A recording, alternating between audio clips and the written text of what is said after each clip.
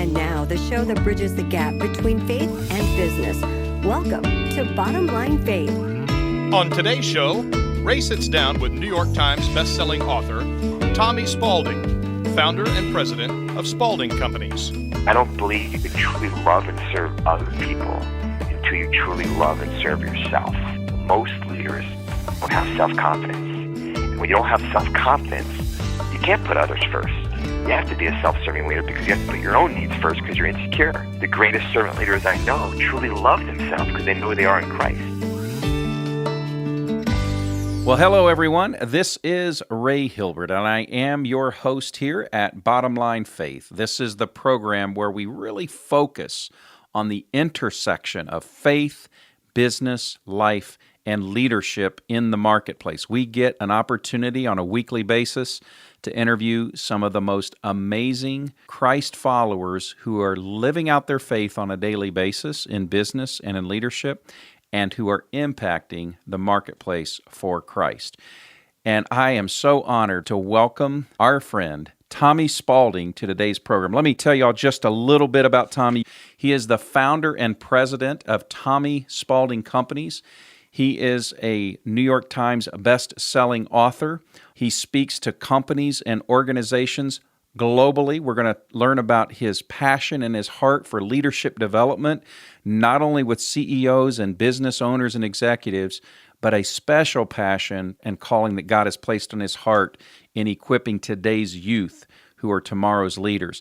Tommy is one of our nation's gems, a follower and lover of Jesus. Tommy, welcome to Bottom Line Faith. Well, how do you follow that, Ray? Oh, thank you so much. I love it. Well, Tommy, you and I had a chance to get acquainted a few months ago through a friend who introduced us, and I remember that conversation vividly, and I just remember hanging up the phone that day and say, I can't wait to have Tommy on our program, because Tommy, you really are what we're trying to bring about in terms of a focus here at Bottom Line Faith. As I said, you love Jesus, you're living out your faith in the marketplace. But why don't you tell us just a little bit about your work at Tommy Spaulding Companies, what you do and what you're trying to accomplish there, and then we'll get into the rest of the story. You bet. Well, I grew up in upstate New York, and I really struggled in high school, Ray, with dyslexia. They didn't really know how to diagnose me back then, so they put me in that room called the resource room, really all through high school and middle school. I barely graduated high school. I mean, I literally graduated with a 2.0 GPA, and watched my friends graduate, high school, magna cum laude and summa cum laude. And I graduated high school, thank God almighty, cum laude. I graduated. And I wasn't going to be going to college because my grades were so bad. And then God just had this incredible plan and journey for me. This group called Up With People came to my high school, my senior year of high school, right before I was going to graduate. And I'd never been on an airplane before. I never really traveled outside of New York, where I was raised, because we didn't have any money to travel internationally. So to have this international leadership group come to my high school, Suffern High School, and perform, it was really a life-changing day for me because I got to see 120 young people on stage from 20, 30 different countries and, all walks of life. And the message just really hit my heart about serving others and changing the world. And so I went backstage after the show and I interviewed, and that was when my path kind of changed, and I charted a different course and joined up with people and kind of spent 20 years with that organization on and off, from a 17-year-old dyslexic kid to becoming the president and CEO of the organization 25 years later. So it's been a pretty humbling journey. Well, that's incredible. I want to go back to that time in school. And I know we've come a long way with understanding learning disabilities and some of the challenges that you faced, but maybe some of it wasn't by name then or understanding. What do you remember about that season of your life, about what it was that people were saying about you or how you felt about yourself? Yeah. And how did your faith eventually help you work through that? Yeah. I mean, I'm 50 years old this year, and looking back at my life, and I think it's the one pain. I mean, I've had many pains, but the one that's been constant my whole life was I just don't want people to think I'm dumb. I just grew up not wanting people to think I was stupid, because that's how I felt, because the grades and my standardized tests You can't get a lower SAT score than I got. Hmm. And I got like a 640, and I think that's the bottom 90 percentile in the country. I mean, you just can't get worse grades than I did. And I just felt like I wasn't smart enough, and I really wasn't diagnosed till I was in college. But, when we're young, grades were everything. And it just really, really affected my self-confidence and my self-esteem, and it really defined a lot who I am today, for sure. At what point did your faith play a role in helping you work through that your identity was not in your GPA or your degree? Help us understand that aspect of your life just a bit. Yeah. I have an interesting faith journey, and I'd like to say right now I'm a really proud and loyal and humble Catholic, but it wasn't always that way. I was raised Catholic, altar boy, church, the whole deal. Yeah. But I never really had a personal relationship with Jesus. I had a personal relationship with my priest. And I left the Catholic Church after I was in college. I left it for 15, 20 years. And I guess you can say I became reintroduced to the non-denominational Christian church. It became more of a Jesus follower and Christian in the last 20 years. And then I hooked up with a guy named Matthew Kelly about 5 years ago, who's an author as well and a Catholic, and he guided me back to the Catholic Church. Mm-hmm. So I've kind of come full circle. So I'm a Catholic, but I have a deep, deep personal relationship with Jesus, and I'm hoping to be part of a movement where more Catholics have a more relationship with Christ versus their priest. Yeah. And that's kind of a long story, but it's a kind of a beautiful one. Yeah, precisely. As you've communicated, your faith is deep and it's real, and we're going to dive into maybe some examples of how that helps you in leadership and in business. But I want to understand, Tommy, why is this issue of developing leaders so critical, and why is it so important to you? Yeah. I work with high school kids, and I work with CEOs of Fortune 500 companies, and a lot of people say, well, how do you do that? I mean, I know there's teachers and people that work with high school kids, and then there's people that work with corporate people, but I've never met a thought leader that works with both. And how do they work together? And I say, well, if I do my job right with coaching and teaching high school kids what servant leadership is, then I wouldn't need to have a job teaching CEOs what servant leadership is about, because they would learn it in high school. But I'm just so passionate about teaching people that leadership is a choice, and that if we choose to become a leader, we're going to have to choose to become either a servant leader or a self-serving leader. And that's really the biggest choice we make as a leader, is which type we're going to be. Because there's only two types of leaders, a self-serving leader or a servant leader.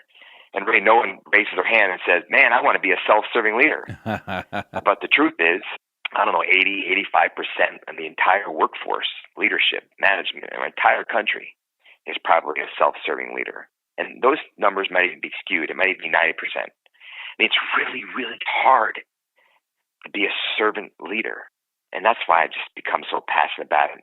About 20 years ago, I just decided I'm going to spend the rest of my life learning this stuff, teaching this stuff to anyone that would listen, because I just think it's so critical.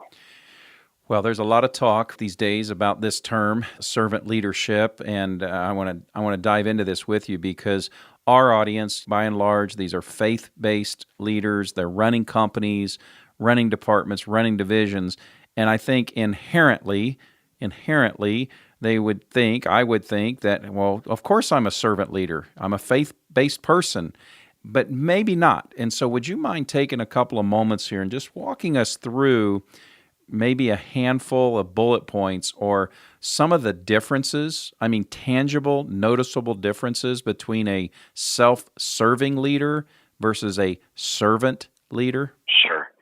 Well, when I wrote my book, The Heart-Led Leader, which is on servant leadership, I wrote down about 100 servant leaders in the world that I knew personally that ran either Fortune 500 companies or large organizations, leaders that really made a huge influence in the world.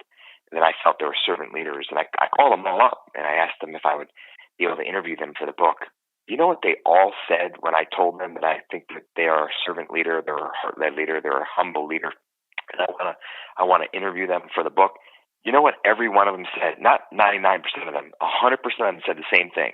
It's almost like they all had a conference call with each other and said, let's tell Tommy the same thing. You know what they all said? You got the wrong guy. You got the wrong gal. Wow. I appreciate the compliment, Tommy, but I'm far from being a servant leader. I'm still working at it. Have you met Jimmy Blanchard? Only by name. He's on the board of Chick-fil-A, and he's started Synovus, a multi-billion-dollar bank.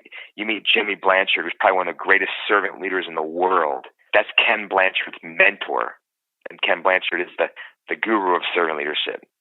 And you go, Jimmy, I'd like to write about you. You go, you got the wrong guy. I'm unworthy to be written about. And so what I've learned about servant leadership is and heart-led leadership is if you think you're a heart-led leader, you're probably not.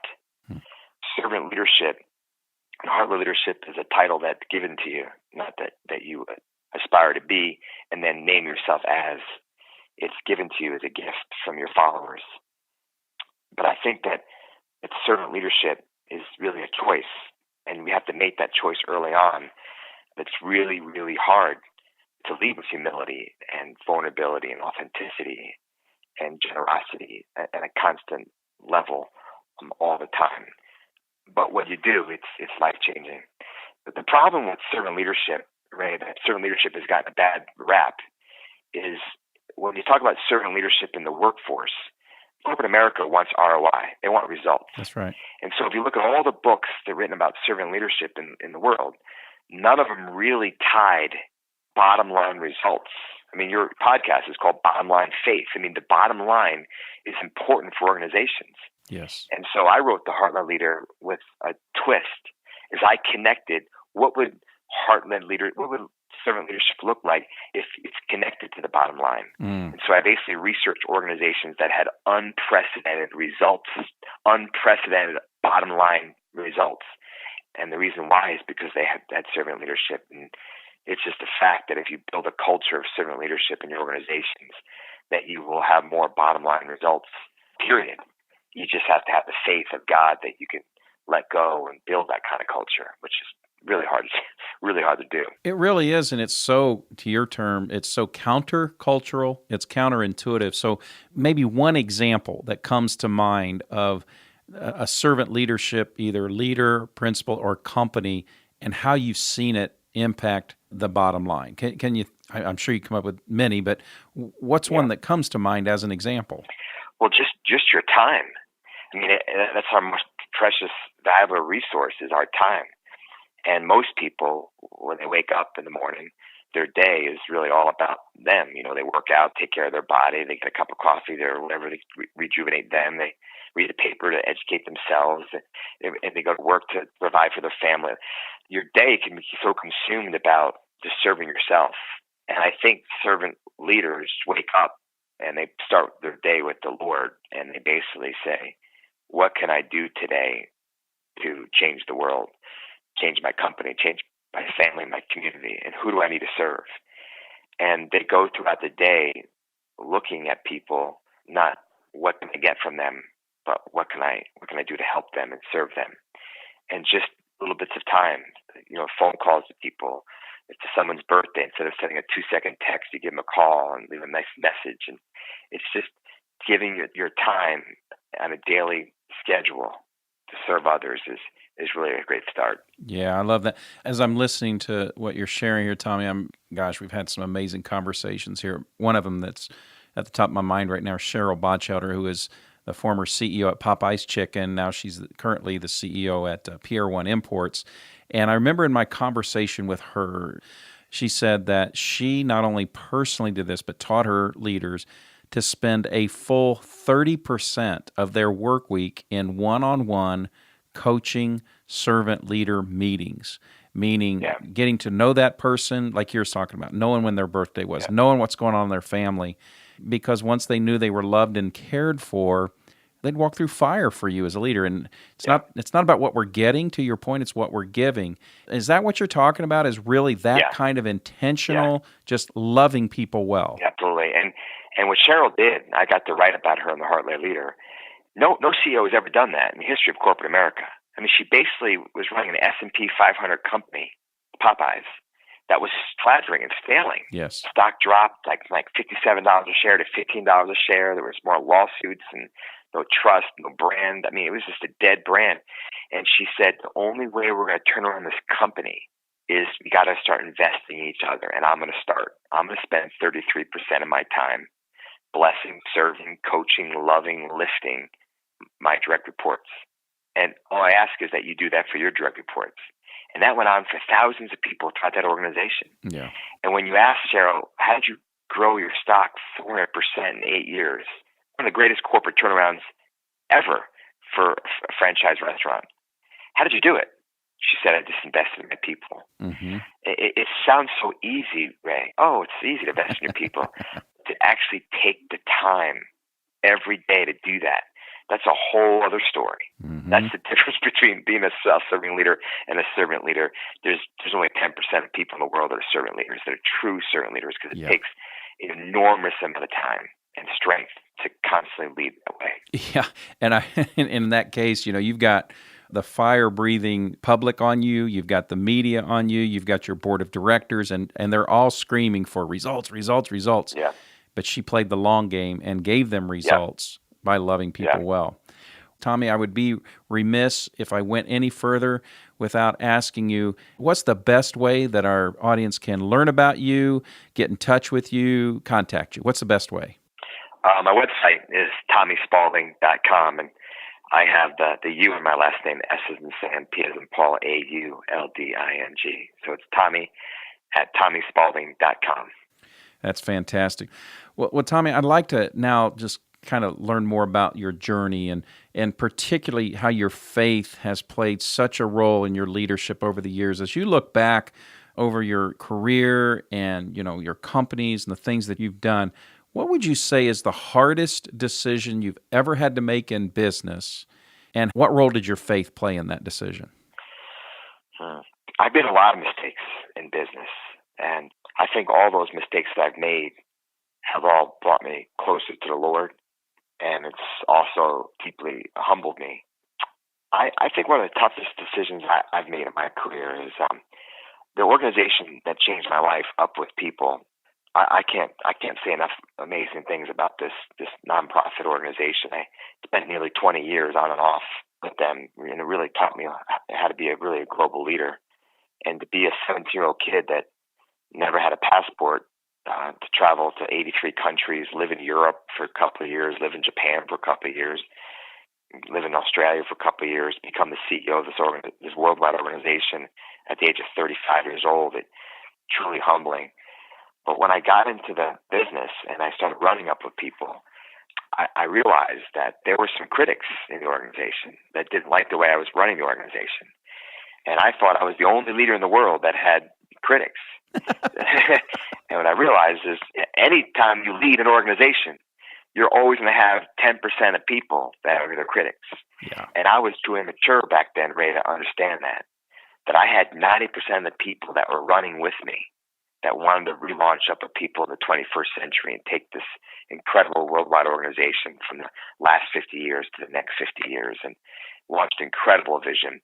Well, there's 10% of people that just want you fired, want your head on the block, and you're running a huge organization worldwide and lots of critics. And what I realized is, now is that there's critics everywhere. I call them the critics and crazies. Like 10% of the world is just the critics and crazies. Like 10% of the people in the world believe that the Holocaust never happened, that Hitler never killed all those Jews. I mean, there's actually 10% of people.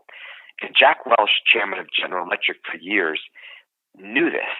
And he was the first CEO to really be outspoken, saying, we need to identify these 10% of people in organizations, and we need to fire them.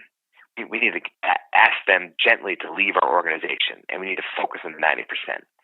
And that was a huge mistake I made as a CEO of a worldwide multinational nonprofit. Is I focused too much, Ray, on the negative, too much of the 10% trying to please them, and then I lost my way with the 90% that were really excited about following me. We have to listen to our critics and learn from them, but then we have to be also put them at bay and run with the 90% that really love us and want to change the world with us. That was probably one of the hardest decisions I had to make, is to figure out how to separate the 10% from the 90%. And I ultimately I lost that battle. Yeah. That the 10% won, and I resigned and got pushed out. And if I had led that organization today, I would have led it a whole different way than I did 15 years ago. Well, that is a powerful principle.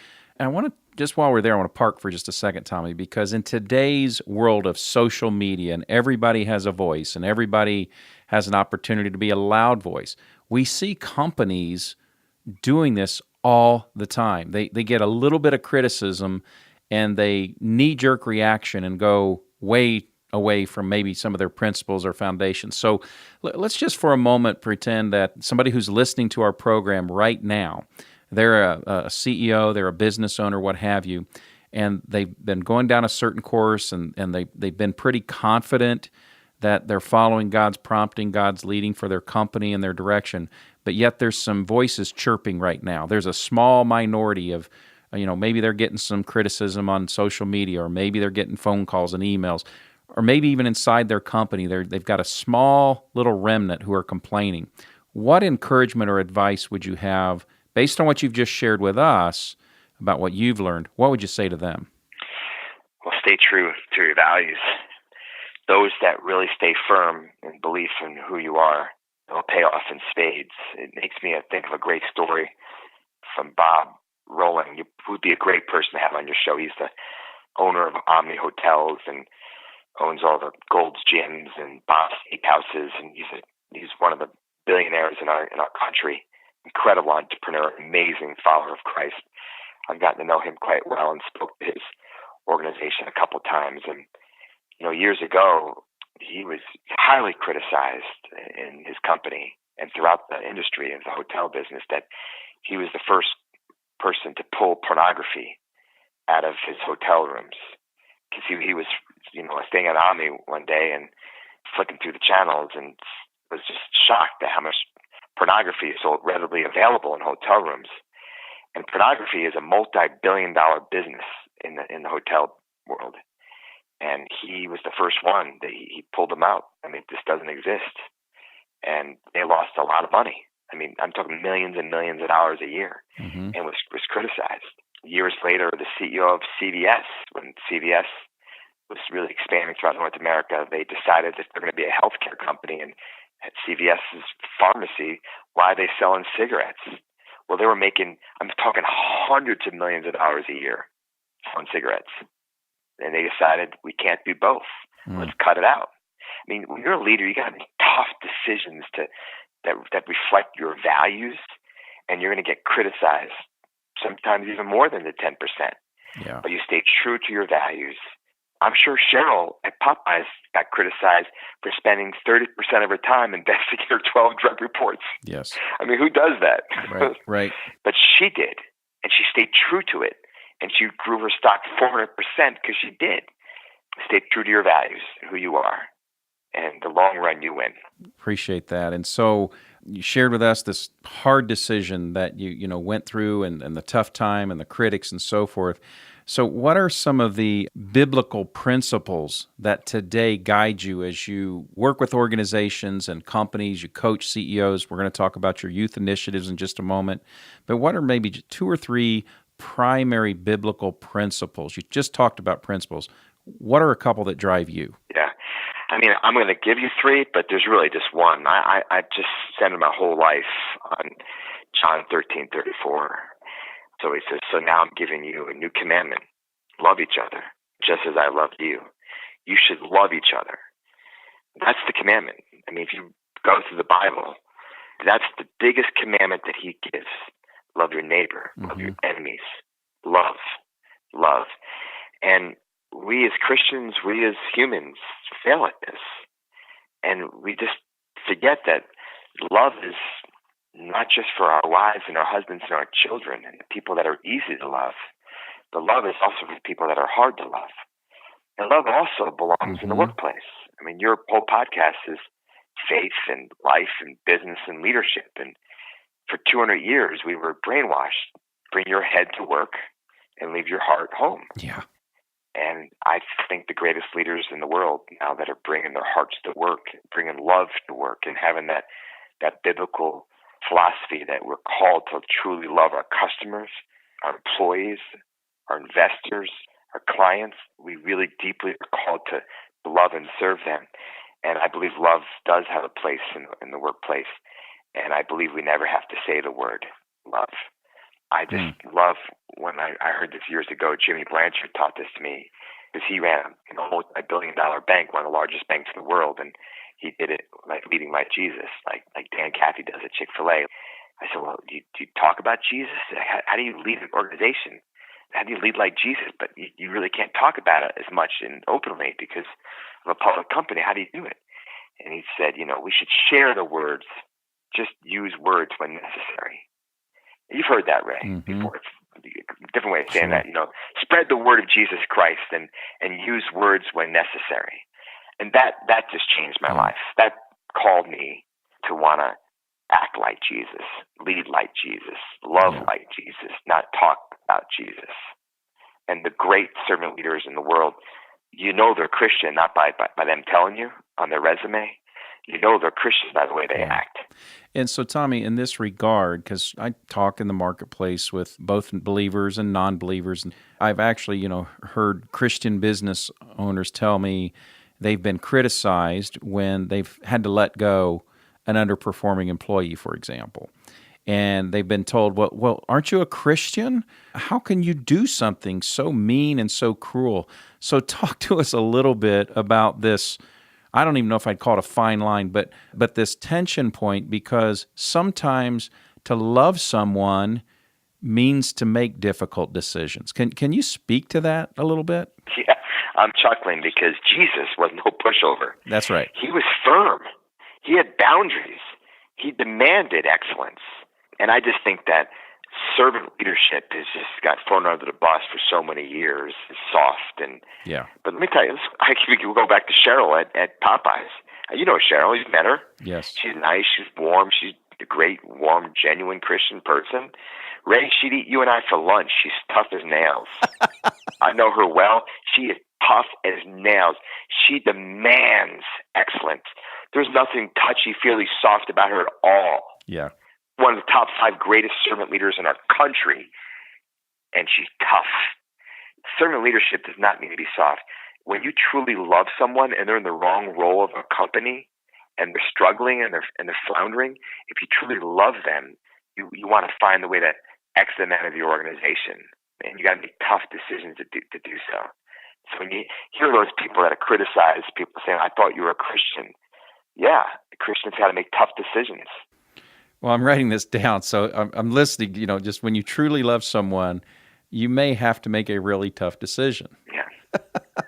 I mean, I'm not laughing because it's funny. I'm laughing because sometimes we fail to recognize that truth as those who are making those decisions. Like, they've got a mortgage and they've got issues, and we're not serving them. We're not serving them if we're allowing them to continue in that role, right? Would you agree with that? Absolutely.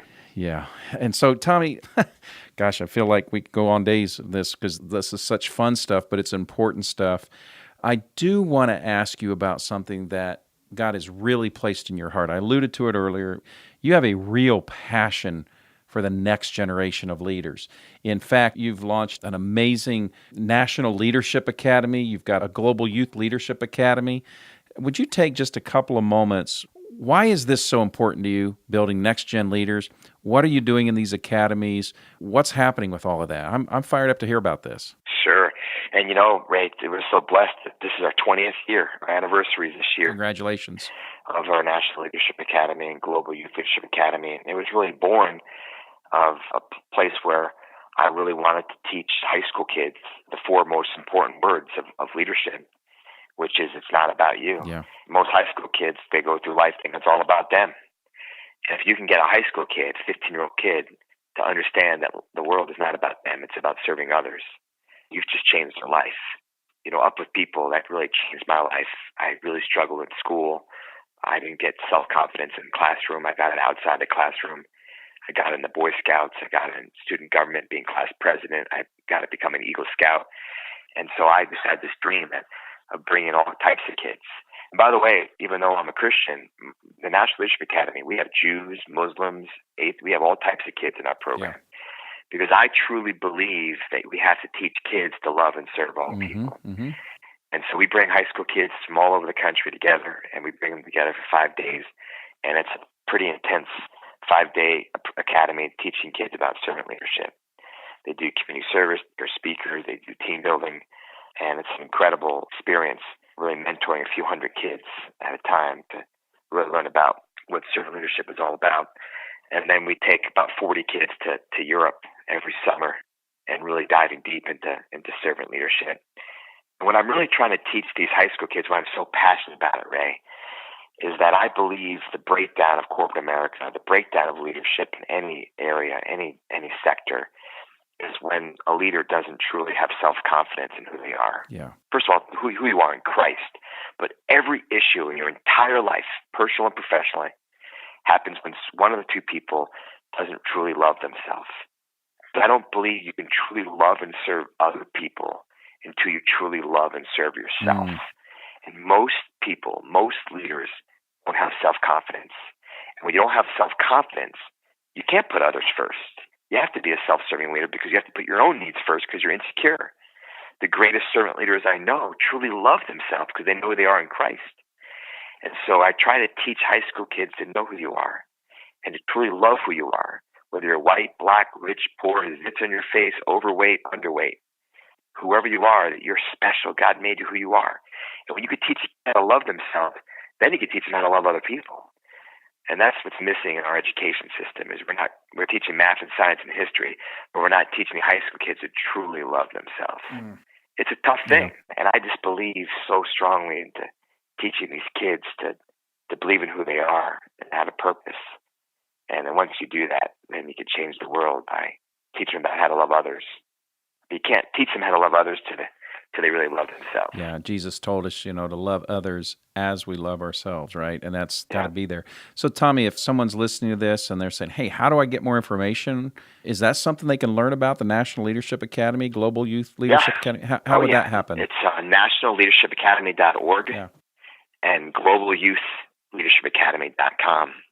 Our academies are in June here in Denver, and then we're taking kids to Switzerland this July, and there's still room for both programs if they want to sign up. Okay. I'm going to go there today. nationalleadershipacademy.org, globalyouthleadershipacademy.com. And Ray, what's ironic and funny, it's just more ironic than funny, is now that I coach Fortune 500 CEOs and speak to organizations on leadership, the same issues I'm teaching high school kids, I'm teaching Fortune 500 CEOs. Most of the CEOs that are having problems with servant leadership, they didn't learn in high school how to love themselves. Yeah. And they don't love themselves. They don't know who they are in Christ. They're not centered. Yes. So they're self-serving. And their employees don't love them, respect them. Their clients aren't giving them their business because they see that they're self-serving. And so the same issues I'm teaching the high school kids are the same issues I'm teaching corporate America. You got to love yourself before you love others. Yeah. I remember years ago, hearing Truett Cathy, founder of Chick-fil-A, say before he passed, he said that if you properly build boys, you don't have to mend men. Yeah, I love that. He wrote a book on that. What a great guy. Yeah, incredible. Well, Tommy, you touched on earlier about this experience you had back 25 years ago when you resigned from the organization you were leading, you loved, and so forth. But if you could go back and give advice to the 20-year-old Tommy Spaulding, what advice would you give to the 20-year-old you? Be careful of fear. Fear is a liar, and we're going to have lots of it in our lifetime. I'm so blessed. I've written 2 best-selling books and been honored to be on the speaking circuit for 11 years. But I got so much fear that my 3rd book won't be a #1 bestseller, that no company won't want to have me speak again. And so about 5 years ago, I started thinking, wow, how long is this, this incredible ride going to happen, writing these best-selling books and speaking all over the world? One day, I'm sure it's going to end because fear is getting in my head. Maybe I should do something different. And so I spoke to Jersey Mike's national conference, and I fell in love with those guys, incredible sub sandwich. I said, maybe I should open some Jersey Mike's sandwich shops in Denver and keep that as a side business, just in case my speaking business slips, just in case my books don't do as well. Well, I don't know anything about sub sandwiches, and my heart wasn't in it, and I don't know anything about the franchise business, and I half-heartedly did it, and guess what happened? I lost $500,000 in 2 years on one restaurant, and it was a nightmare. And I look back and said, why did I get it at Jersey Mike's? I mean, it's a great sandwich. It's a great company, great people. But I got into it because I was afraid. Wow. I had fear because I was afraid that my day job might end one day. And I made a reaction to it. And I think we all make those decisions in our lives sometimes where we let fear in our hearts and we make bad decisions because we're afraid to follow the right one. Wow. That's the advice I would give my 20-year-old self. When fear comes in our lives, run towards it, not away from it. Yes, and I'm reminded of that scripture that says, perfect love casts out all fear. And another verse that says, for God did not give us the spirit of fear, but of love and power and a sound mind. Fear, and I wrote this down, you said, it's a liar. And hopefully someone is heeding that advice today as they're listening to our conversation. One more time, Tommy Spaulding, best place, best address, website, email. What's the best way for our listeners to get in contact with you, my friend? Yeah, email is Tommy@TommySpaulding.com. That's my email. The website is TommySpaulding.com. TommySpaulding.com. SPAULDING.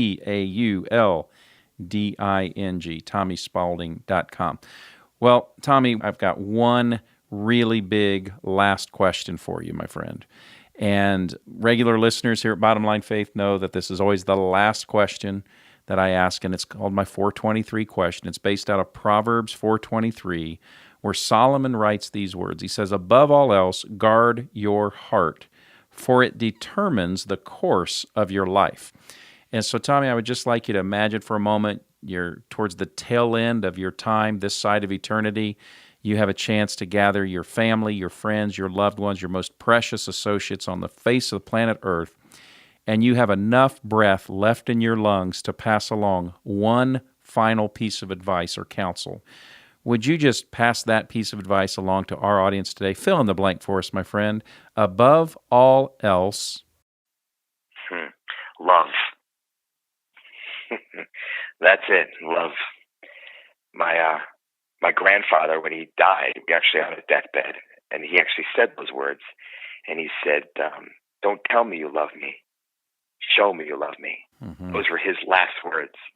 And I decided to live his last words is not to spend a life of just telling people you love them, but spend a life showing people you love them through your actions every day. Beautiful, beautiful. Tommy Spaulding, President, founder, Tommy Spaulding Companies. You have been an incredible encouragement today. As I said on the opening of the show, I have been looking forward to this conversation. My friend, you did not disappoint. You have blessed me and our audience. You've encouraged us. You've really reminded us of the importance of being a heart-led leader. I just can't thank you enough for being a guest on today's program. Thank you, Ray. My honor. Well, folks, another amazing conversation here at Bottom Line Faith. Tommy really walked us through today what it means, what it looks like to be that servant leader, to wake up each day, as he described, first and foremost, spending time with the Lord, allowing the Lord to speak to us, and asking Him, Lord, who can I serve today? Who can I love today? How that's manifested is not just by our words, but by our actions. I want to thank you for listening today. And the number one thing that you can do for the program here is pray that God would continue to bless and anoint our efforts here at Bottom Line Faith. The second best and most important thing you can do is go online, give a review to this conversation, and pass it along. Let your friends know about it. Let your family, your business associates, your employees and coworkers hear this amazing conversation that we've had today. Until next time, I am your host, Ray Hilbert at Bottom Line Faith, encouraging you to live out your faith every day in the marketplace. God bless. We'll see you next time.